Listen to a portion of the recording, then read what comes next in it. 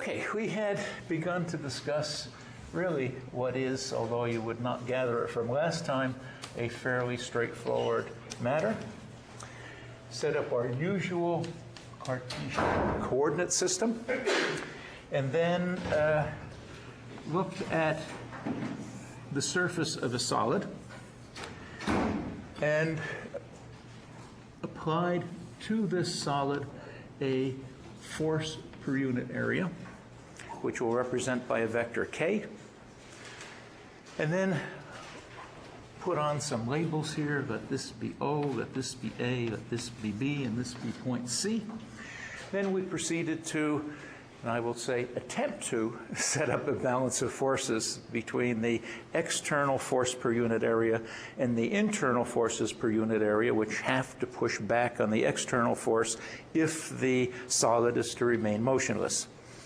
Okay, the thing that I did not carry through is that there are two directions involved.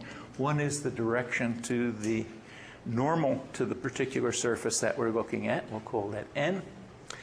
And there's the direction that k, the vector k, makes with respect to the three reference axes, x1, x2, x3. Let's take k and immediately split it up into the three components, k1, k2, k3, because throughout we're going to be dealing with the balance of those three forces per unit area in the directions of x1, x2, and x3. We'll want to take this surface area and resolve it into three separate areas that are normal to x1, x2, x3. And what I did at the end of last hour was to look at k and try to express these internal areas in terms of the direction cosines of k. Forget that. We've split up k into its three components, and I didn't draw in the direction of the normal to the surface n last time. So I kept saying direction cosines of k, and people in the audience said, no, no, no, no. And I said, yeah, because you see that's the ratio of these two areas. And everybody said, no, that's wrong. And I said, ha. And that's where we ended my most inglorious hour. And they've got this all down on tape. My reputation is going to be ruined. So anyway, let's now do it properly. And what I will say is that in the x1 direction, we have to have internal forces that push back, and we have to balance those forces in all three directions.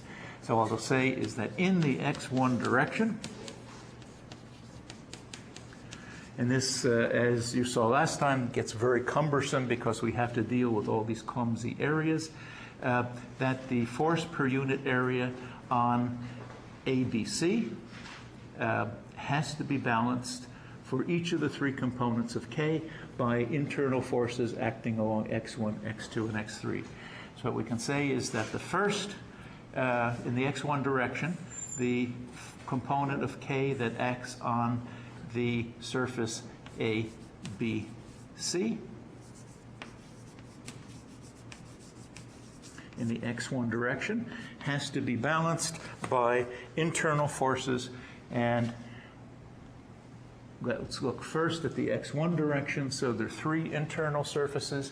They are the area BOC. Okay, that is this back surface here, and the normal to that surface is x1. So let me define some forces per unit area that are internal, and I'll use the term sigma for that. And I will use a first subscript that gives the direction in which that force per unit area acts, and I'll use a second subscript that indicates the normal to the internal surface.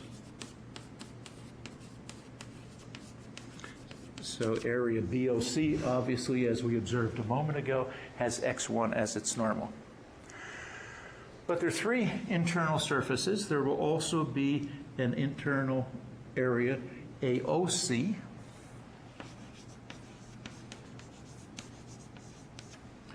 on which a force per unit area acts in the x1 direction. So I'll call this one, by analogy to what I did a moment ago, I'll call the sigma 1, because it acts in the x1 direction, and it acts on the surface AOC, which has x2 as its normal. And then finally, there'll be a third force per unit area, sigma 1,3, acting in the x1 direction on a surface whose normal is perpendicular to, along x3. The surface is perpendicular to x3, and that's area AOB. Okay, so this is just a simple balance of forces, external and internal balancing forces, which act in the x1 direction. Then we'll write a similar thing for the x2 direction. And we'll say that the x2 component of force per unit area external to the volume element acting on area ABC is going to be balanced by, again, forces now acting in the x2 direction. So first there will be a component of force sigma 2 acting on the area that's normal to x1, and that's the same area BOC, plus another force per unit area acting in the x2 direction on the surface whose normal is along x2, and that is once more area AOC. And that would be a force per unit area that I'll define because it's my ball game and I own the ball. So again, that would be sigma 2,2. And then finally a sigma 2,3 times the area whose normal is x3. And I think I need not write the third term. That follows automatically from what I've written so far. So now comes the geometry part, where I'm going to get rid of these messy areas, and I'm going to divide through by the external area on the surface of the solid. And I will then write accordingly that K1 is equal to sigma 1,1 times the ratio of area BOC divided by area ABC plus sigma 1,2 times area AOC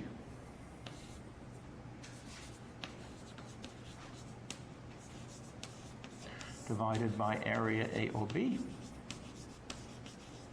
ABC, excuse me. And then finally sigma 1,3 times area AOB divided by area ABC. So now I will introduce a little bit of geometry that caused such difficulties. Last time, if I have an area and project it onto another area that makes an angle phi with respect to the first, this area A prime is equal to the area A times the cosine of phi. And you could define that phi in a different way, namely take the normal to one of the two areas and let n prime be the other normal. So phi then is exactly the same thing as the angle between the normals to these two surfaces. So let's now look at what the ratio of these two areas that we have is. What we're dealing with here is an angle between the normal to the surface, not k, but the normal to the surface, and either x1, x2, or x3. So the ratio of, let's look at one of these specific terms, the ratio of area BOC to the ratio of area ABC should be the cosine of the angle between the normal to this surface and the normal to area BOC. Well, the normal to area BOC is x1. So that first ratio of areas is just going to be the cosine of this angle. And that cosine is just the direction cosine of n1 along the x1, of n along the x1 direction. So this is just the direction cosine between n, the normal to the surface, and x1. And let me say then, by definition, I'll let the direction to the normal, be its three-direction cosines, L1 plus L2 times J plus L3 times K, where these are the direction cosines of the normal to the surface and not K. So this then simply comes down to sigma 1 times L1. The ratio of the area AOC to ABC is going to be the angle between N and X2, and that's the angle whose direction cosine is L2. And similarly, the ratio of these two areas will be cosine minus 1 of L3.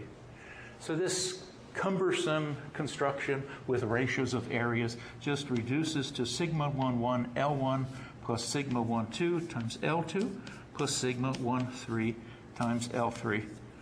And the other two equations will follow a similar form.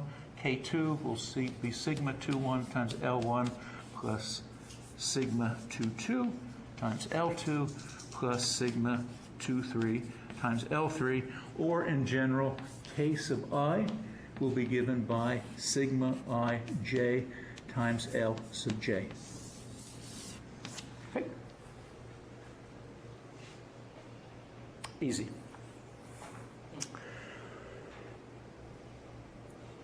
All right, nice and compact, nice and simple. What can we say about this? K is a vector which has components K1, K2, and K3. The direction cosines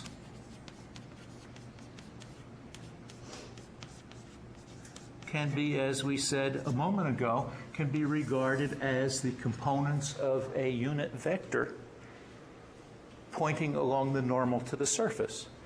So K is a vector. These three direction cosines are the direction cosines of a unit vector normal to the surface.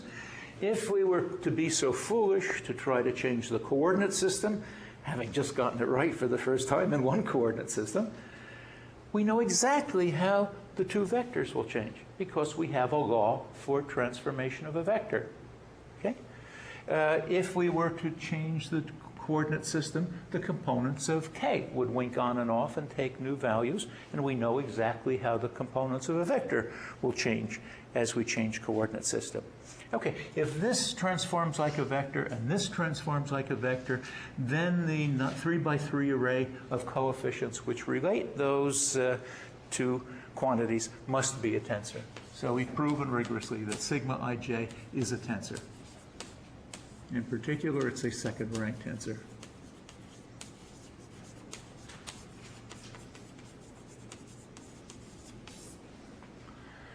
And were we to change coordinate system, we know from what we've done in the past exactly how the numbers that make up this 3x3 array will transform. Okay, these quantities, sigma ij, are something that you've probably encountered, introduced to be sure, probably in a little different way. These are the elements of stress, and sigma ij is the stress tensor.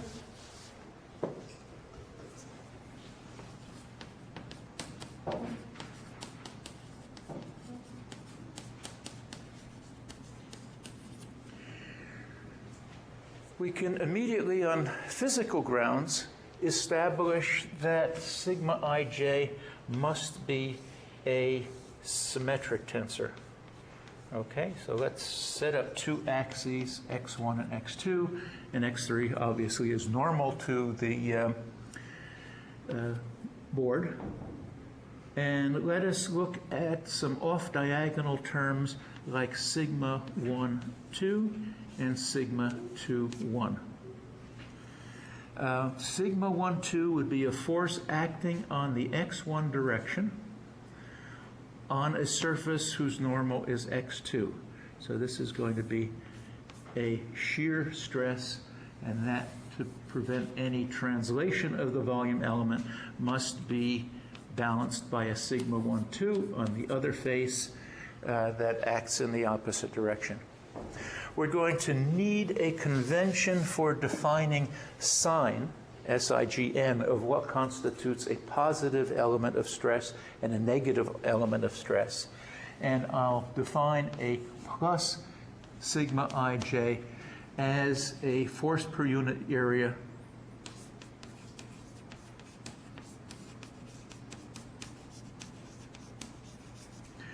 acting in the plus xi direction on a surface whose normal is plus xj.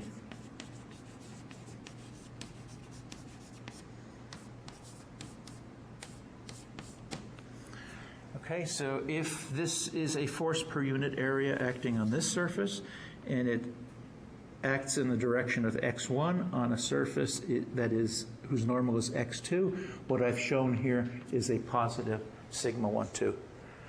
A shear force going in the opposite direction would be a negative sigma 1, 2. A positive sigma 1, 1 would be a stress that's tensile. A negative sigma 1, 1 would be a stress that's compressive. So here's a sigma 1, 2, a sigma 1, 2 on the opposite face. If we went away and turned our back, this volume element would start accelerating, getting an angular acceleration, would start furiously spinning about the x3 axis like a top.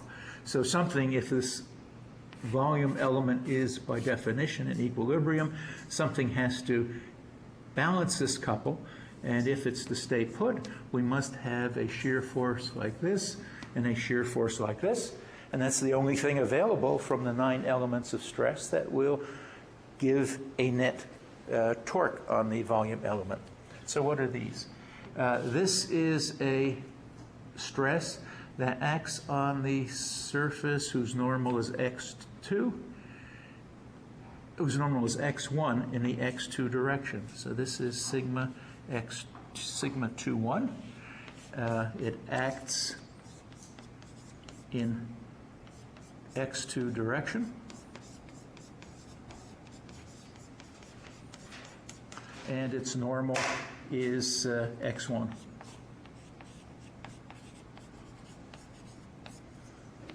That acts in a plus x2 direction on a surface which has a normal that is along x1.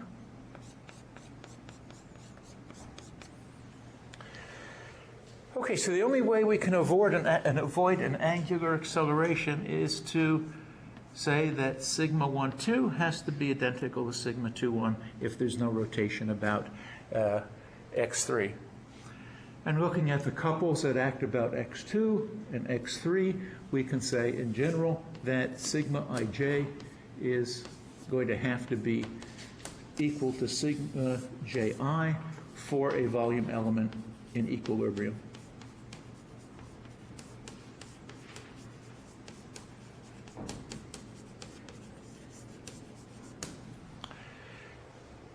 Okay, so stress then is equilibrium is in place, has to be a symmetric tensor. It is, however, a plain old second-rank tensor like all of the other second-rank tensors that we've spent the last month talking about.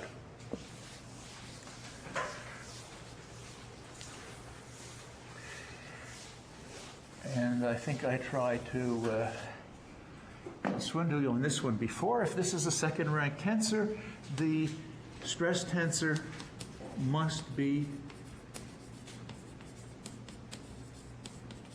symmetric and diagonal for a cubic crystal.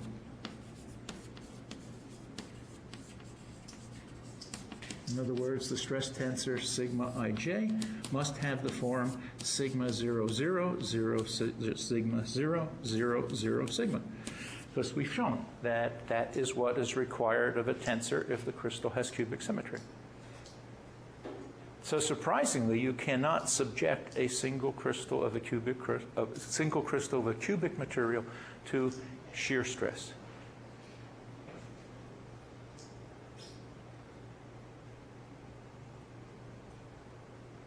Any quarrel with that? Shall we move on?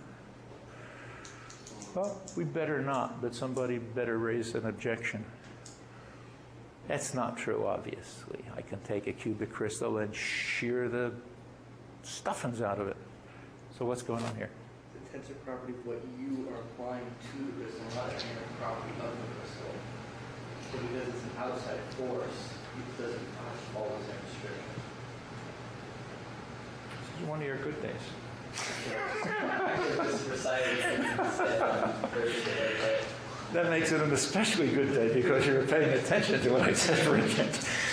Okay, the distinction here, and I did make it last time, that's one of the things that I did correctly, that there are really two kinds of things that have to be described by second-rank tensors. There are the things that we have been spending most of our time on, and these are property tensors. And I mentioned last time too, so I know I said this before, Nye calls them field tensors. I'm sorry, Nye calls them property tensors also. And these are something that depends on the structure and bonding and other characteristics of the material. The stress is something that we're taking and imposing on an innocent, unsuspecting crystal, and that is something we do. And we can, by design, twist it, shear it, stretch it as hard as we like, provided we don't break it. And so this is something that is externally imposed on the crystal, and this is something that's called a field tensor. We mentioned last time the meaning of field. A field is a volume of space, and a field tensor is a space in which a value of the tensor is defined as every point x1, x2, x3 in the space.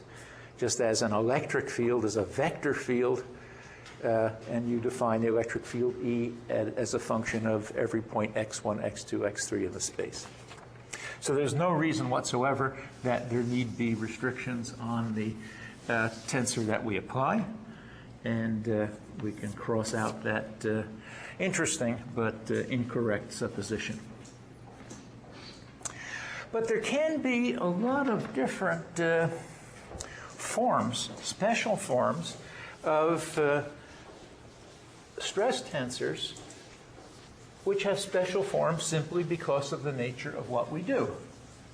And these have restrictions and inequalities that have no counterpart in property tensors.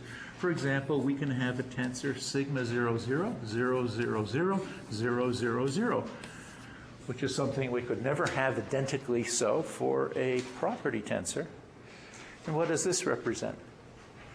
Okay, this is a tensor for which sigma ij is 0 unless I equals j equals 1. So this says the only thing that's going on is a force per unit area along the x1 direction.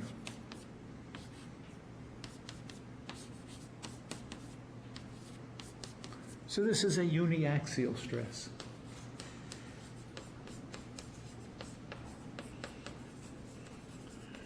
And that is a stress field which we can apply on a piece of material very easily. Just screw a hook into the material and hang a weight on the hook, and you've got a uniaxial stress.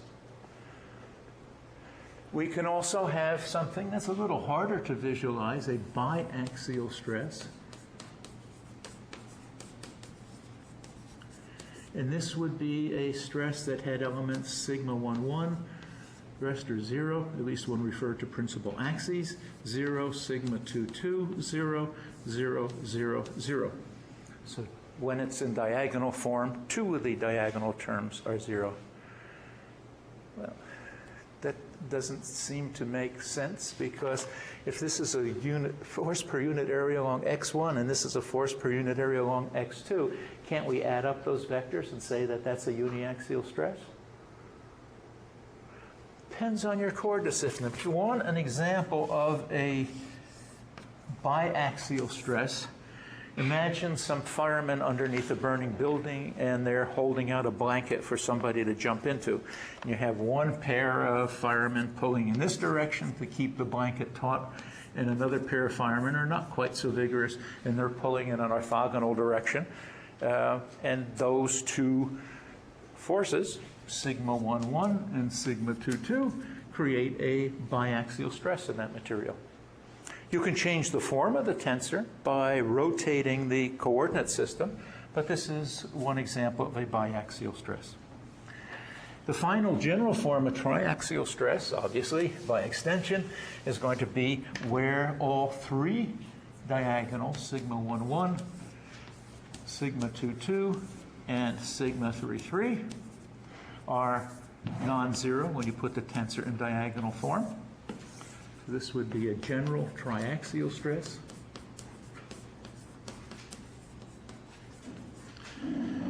And an example of that would be when the jumping person lands on the blanket. There's going to be a force that his or her mass exerts on the blanket, and that would be a third sigma 3,3. So that would be a triaxial stress. Okay, let me give you a couple of special cases of specialized stress tensors. And suppose I had a triaxial stress, but all the diagonal terms were equal.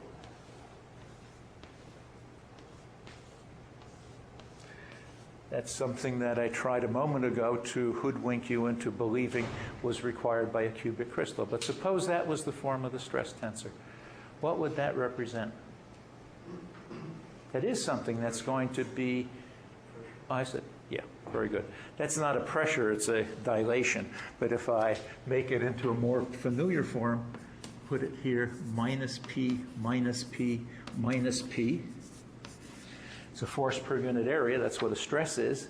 If it's a hydrostatic pressure, it's squeezing the volume element, so it has to be, by our definition, acting in a negative x1 direction on a surface whose normal is plus x1. So minus P, minus P, minus P represents a hydrostatic pressure.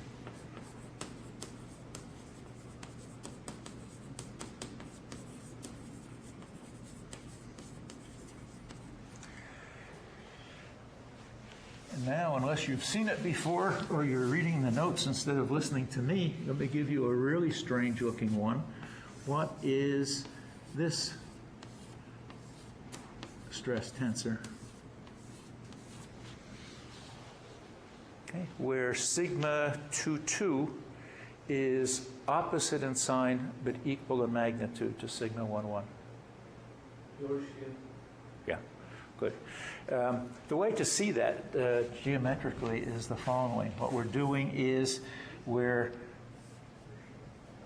pushing with a force per unit area in this direction. That would be sigma 1,1. And then we squeeze in the orthogonal direction, and that is a sigma 2,2, which is negative. If we rotate the solid by 90 degrees, then we've got this plus this acting on this face, same forces per unit area as we have here, and that is a net force per unit area like this. On the opposite surface, we've got this force per unit area and this force per unit area component going in this direction, and that is going to be a force that goes, do it like this. That's going to be a force per unit area like this. And similarly, this combined with this is going to be a force acting in the reverse direction. That would be, again, this with this, and this would be this with that. So clearly that is a body that's being subjected to pure shear. And if we rotated the axes x1 and x2 by 45 degrees to an x1 prime and an x2 prime like this, and then transform the tensor, it would take the form 0, sigma, sigma 0, 0, and then what do we want now? Yeah, this would be the only thing we get. Except I should be careful to put a sigma prime on this, because when we change axes, these sigmas will not be of the same magnitude as the original ones. There's going to be a square root of 2 coming from cosine of 45 degrees in there. But anyway, just rotating the axes 45 degrees, as I've indicated schematically here with vector sums, is going to give me 2 off-diagonal terms equal in magnitude. That would correspond to sigma 1, 2 and sigma 2, 1.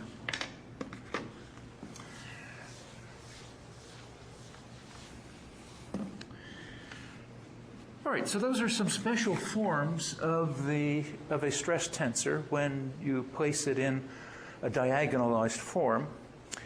But let's conclude this part of our discussion by observing that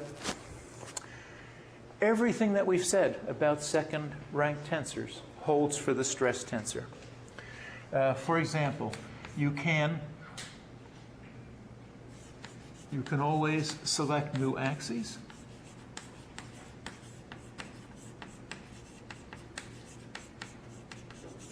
That put the tensor in diagonal form.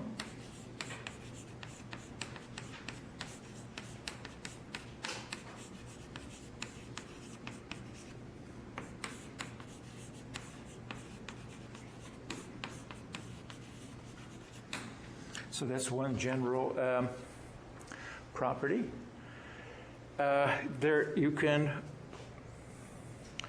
define a stress quadric.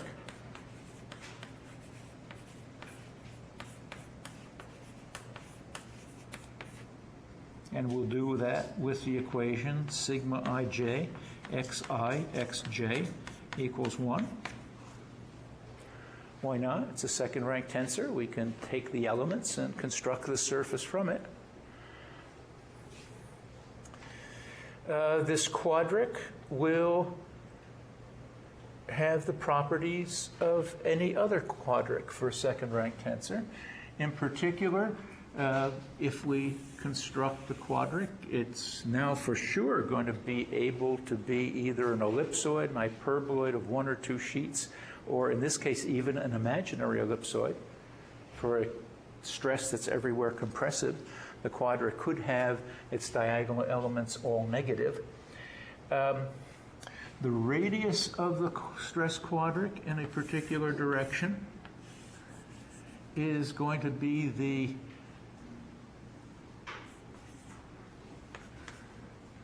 one over the square root of the property in that direction. What does that mean, stress in a given direction?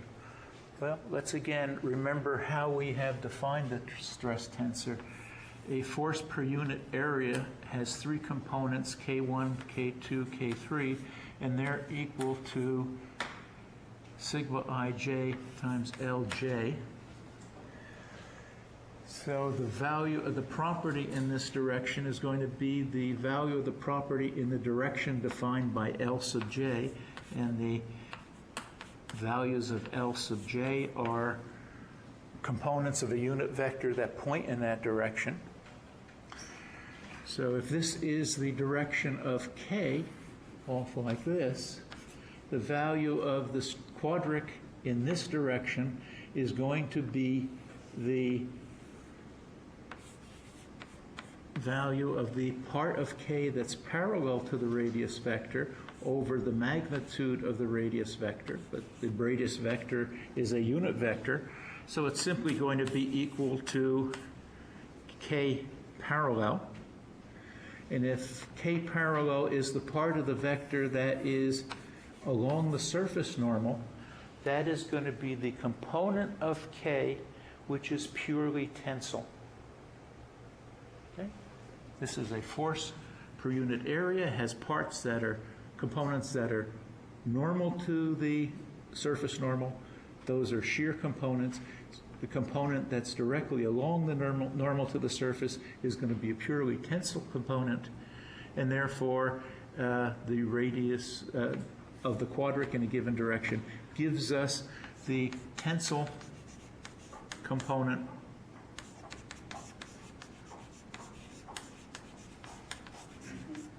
of the force density vector K that is transmitted across the face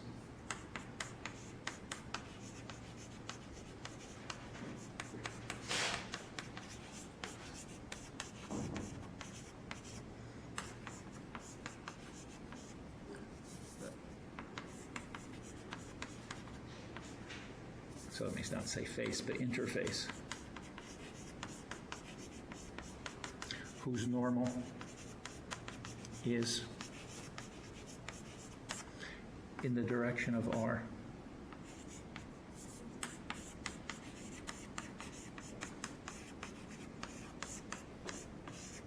Okay, so if this is the radius vector, that's the direction of the normal to a surface, and the 1 over the radius of the radius of the quadric in that direction is going to be 1 over the square root of the tensile component of stress that's transmitted across an interface in this direction. Okay?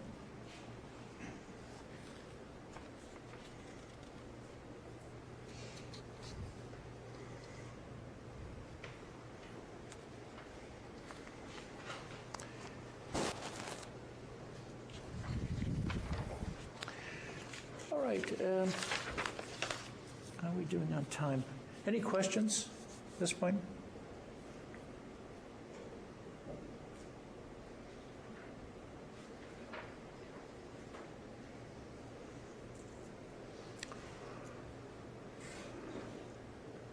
Can you explain how you know that's tensile component? Okay, remember what our radius normal property said. If we have a tensor like conductivity, where a current density is related to an applied electric field, E sub j, and we define, unfortunately, that's sigma 2. This is the conductivity tensor. Okay, what we said is that if we take the components of the tensor, sigma ij, and construct the surface sigma ij xij equals unity, that will be some sort of quadratic form, and it has the property that the radius in any given direction is 1 over the square root of the value of the property sigma, conductivity in this case. Bad case, I shouldn't have picked things where the sigma is also involved. And the value of the property in the given direction is going to be the parallel component of what happens over the magnitude of what you do. So in the case of electrical conductivity, if we apply a field in this direction, the value of the property is going to be that part of the current flow which is parallel to the electric field divided by the magnitude of the electric field. Okay. So that is a relation that you know by heart and have come to not only know but to love. Okay, so what are we saying here? For the stress tensor, we can take the elements of the stress tensor and construct a quadric. And the thing that's related here is a force per unit area that we're applying to the surface of the crystal, and that's transmitted through the volume of the crystal by the relation that we have defined as the stress tensor. So unfortunately, again, sigma ij, and now what is involved are the direction cosines of the normal to the surface. So what is the applied vector? The applied vector is a unit vector, and this is the normal to the surface.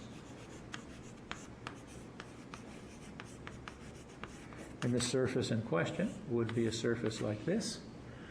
The thing that results is a force per unit area K So what we're doing is taking k, the value of sigma in that direction. A scalar quantity will be the part of k that's parallel to the normal vector divided by the magnitude of the norm of the unit vector, and that's magnitude of n is 1, so that's just k parallel.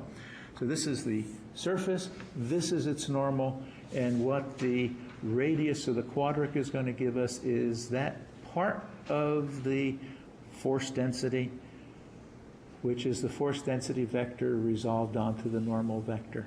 And this is a tensor. This is the part of the tensile stress that's transmitted. This is the total stress that has a shear part and a tensile part. The radius of the quadric is going to give you the part that's transmitted across the surface in this orientation that is purely a tensile force. Okay.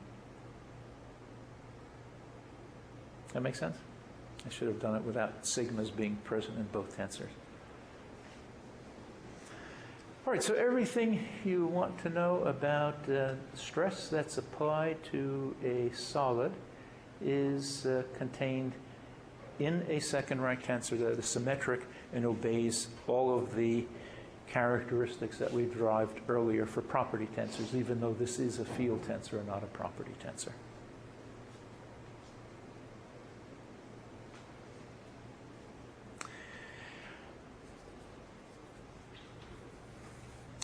All right, let us then turn to the next thing that I want to discuss. Again, something you've heard before, but we'll do it in the context of the tensor algebra that we've developed before. And this is the concept of strain.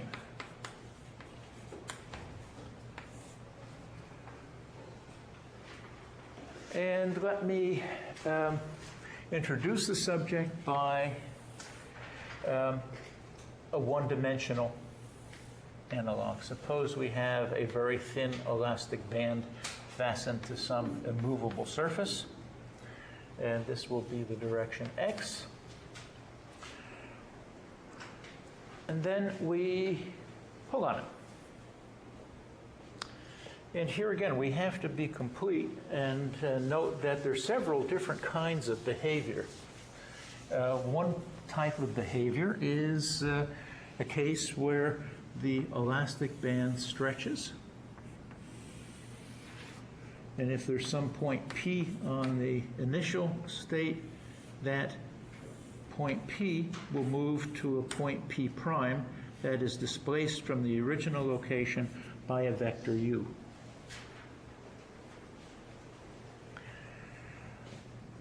There's another point Q partway along the elastic band.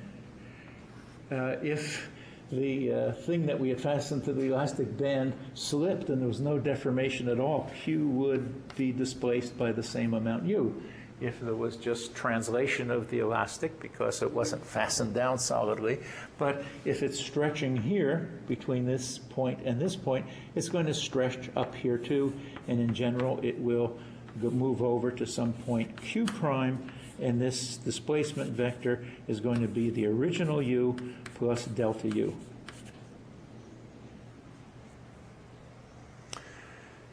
And what we care about in defining strain is not the absolute coordinates, but the interval between these points.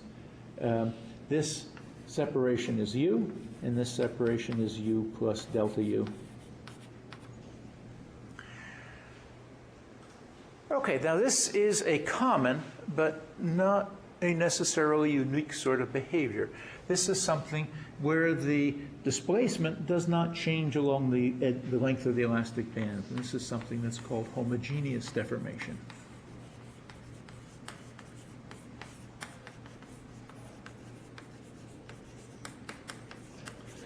And this is characterized by a displacement U that varies linearly with position along the elastic band, and does something like this.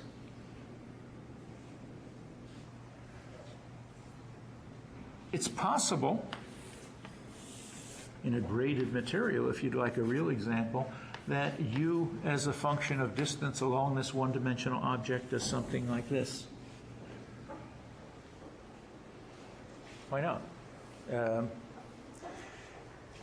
That's what might happen, for example, in, it's almost an oxymoron, a one-dimensional elastic band whose cross-sectional area changes with distance in that one dimension.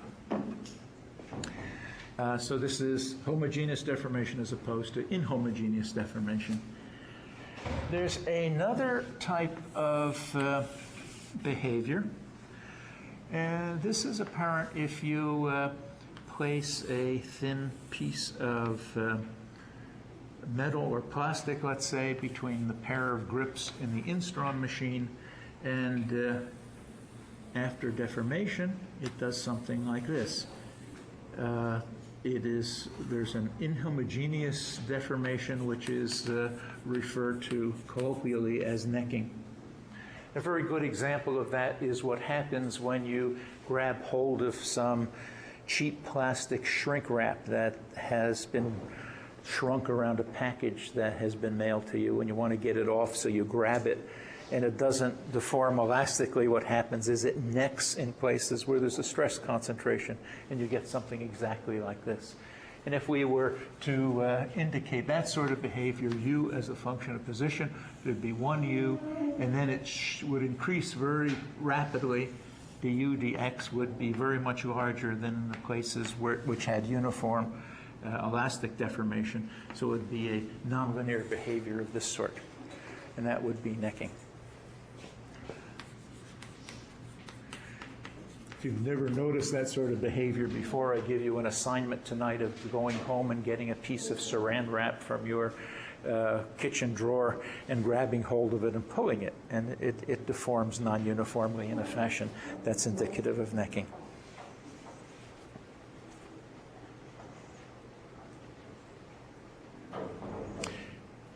Okay, it's just about 5 of. Why don't I stop there?